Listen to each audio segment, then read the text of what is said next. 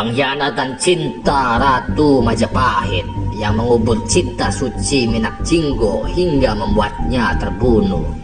Alkisah Ratu Suhita yang bergelar Ratu Dyah Ayu Kencana Wungu dari Majapahit resah dengan serangan Kebo Mercuet. Kebo Mercuet digambarkan sebagai manusia yang memiliki kepala kerbau. Ia sakti dan tak terkalahkan. Majapahit berusaha mengerahkan segala kekuatan militernya, tetapi belum juga berhasil mengalahkan Kebo Mercuet. Ratu Suhita kemudian menggelar sayembara untuk membunuh Kebo Mercuet. Hadiah dari sayembara itu adalah menikah dengan Ratu Suhita dan menjadi Raja Majapahit. Sayembara ini didengar oleh Adipati Blambangan, yakni Bre Wirabumi atau biasa dikenal Jaka Umbaran, yang kelak memiliki gelar Minak Jinggo. Jaka Umbaran pun siap mengikuti sayembara tersebut, lantaran sejak dulu ia menaruh hasrat kepada sang ratu yang memiliki paras cantik dan jelita. Meski begitu, Jaka Umbaran sempat ragu berhadapan dengan Kebo Mercuet, lantaran banyak ksatria yang mengikuti sayembara dapat dikalahkan dengan mudah. Meratapi para ksatria yang dengan mudah dikalahkan oleh Kebo Mercuet, Jaka Umbaran mulai bersiasat serta menimbang. Ia pun ingat petuah dari kakeknya bahwa tidak ada yang mampu mengalahkannya selama ia bersama pusaka Gada Besi Kuning. Petuah itulah yang terus diyakini Jaka Umbaran menuju kediaman Kebo Mercuet, kemudian menantangnya duel dalam sayembara. Pertempuran pun terjadi dengan dahsyat, seolah tak ada yang mengira bahwa pertarungan bakal berlangsung lebih lama dari biasanya. Kebo Mercuet mulai kelabakan menghadapi seorang petarung yang sama kuatnya, hingga pada puncak tetes darah mengalir. Akhirnya Jaka Umbaran memenangkan pertarungan tersebut. Ia pun disambut dengan gembira oleh para penduduk Blambangan, sampai ia digelari Minak Jinggo yang gagah perkasa. Namun sial baginya, pertempuran dengan Kebo Mercuet membuat fisiknya tak lagi seperti dulu. Parasnya jadi tak tertata, serta badannya seperti lelaki tua yang membungkuk. Meski begitu, Minak Jinggo yakin bahwa fisik tidak menjadi ukuran. Cintanya pasti diterima oleh sang ratu. Bukankah cinta adalah pertempuran dan fisik hanyalah sebatas pengecualian? Saya yakin Dyah Ayu akan menerima kemenanganku, ujar Minak Jinggo. Usai pertempuran, Minak Jinggo kembali menuju keraton Majapahit.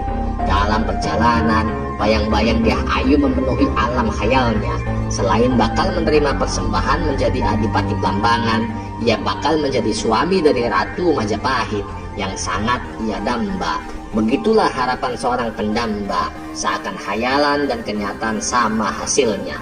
Sesampainya di Majapahit, di hadapan Dyah Ayu Kencana Wungu, ia memamerkan gelar barunya, Minak Jinggo.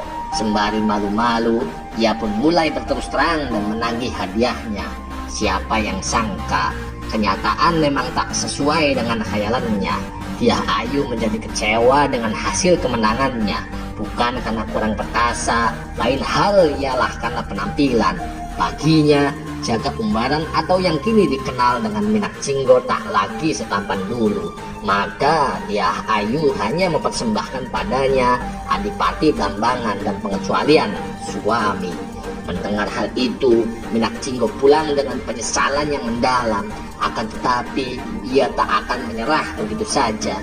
Ia akan terus berjuang demi mendapatkan cintanya, karena baginya cinta adalah pertempuran. Bukankah cinta adalah pertempuran? Saya tak akan menyerah semudah ini. Saya akan kembali, sebab cinta adalah pertempuran, tegas Minak Jinggo. Hari demi hari berlalu, tiba waktunya api yang membara di dada semakin berkobar dan terus menjalari sel-sel di tubuhnya hingga memuncak di kepalanya. Pengkhianatan mesti mendapat balasan, sekalipun ia seorang ratu. Minak Jinggo menyiapkan pasukan perang. Perjalanan yang panjang pun ditempuh. Bersama ratusan prajuritnya, ia siap memberontak Ratu dan Majapahit. Kabar pemberontakan Minak Jinggo pun sampai ke telinga Ratu Dyah Ayu Kencana Wungu. Sang ratu dibuat cemas. Dengan gegas, Dyah Ayu menuju istana memanggil Gajah Manguri yang diperintahkan untuk terus waspada, mengantisipasi serangan dari Minak Jinggo dan pasukannya. Ternyata, ancaman Minak Jinggo bukan hanya getak sambal. Ia mulai melakukan penyerangan kepada Majapahit, dimulai dari perbatasan Tapal Kuda Timur. Namun, pasukan Majapahit bisa mengatasinya. Minak Jinggo pun meninggalkan gulungan surat. Gulungan surat itu pun dibawa dan disampaikan kepada Dyah Ayu. Dyah Ayu tampak tergidik menerimanya. Timbul dugaan-dugaan yang membuat perasaannya mulai kembali tak nyaman. Setelah mendengar langsung isi gulungan yang dibacakan, Ratu Dyah Ayu Kencanawungu kembali mengadakan sayembara, persis sekali dengan sayembara yang diadakan sebelumnya. Hadiah serta imbalannya juga sama. Sementara di lain tempat, Minak Jinggo kembali berkhayal di kedaton Lambangan. Cinta adalah pertempuran, Dyah Ayu. Saya telah mempersembahkannya. Tidakkah engkau dapat menerimanya? Begitulah Minak Jinggo meratap. Sampai malam tiba dan berlalu bersama angan-angan. Lalu pagi datang kembali mencipta khayalan. Tak ada balasan surat dari Dyah Ayu. Malah yang datang para petarung menantangnya berduel hidup atau mati.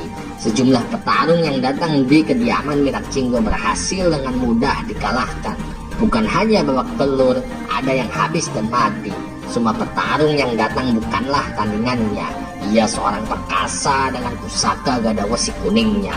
Minak Jinggo semakin terbawa ke alam khayalannya. Tidak ia tahu bahwa Ratu Dyah Ayu Kencanawungu berniat meniadakannya. Bukan hanya dalam hatinya, melebihi di dunia yang fana. Sayembara yang terus berlangsung berhari-hari itu tak jua menemukan hasil yang lega bagi Dyah Ayu. Semua petarung yang mengikuti sayembara dihabisi dengan mudahnya oleh Minak Jinggo. Sampai suatu waktu, seorang lelaki dalam istana menghadap kepada Dyah Ayu dan memohon izin untuk mengikuti sayembara tersebut. Dyah Ayu mengizinkan dan melepasnya pergi ke Blambangan menuju Minak Jinggo. Ia adalah Damar Wulan, seorang kusir kuda istana yang akan menumpas keperkasaan Minak Jinggo, serta angan-angannya tentang cinta yang katanya adalah pertempuran. Minak Jinggo kalah dan tewas. Dyah Ayu berhasil meniadakan cinta yang tak diharapkannya dari Minak Jinggo untuk selamanya. Aduh, ternyata istilah cinta buta tak berlaku di mata Dyah Ayu.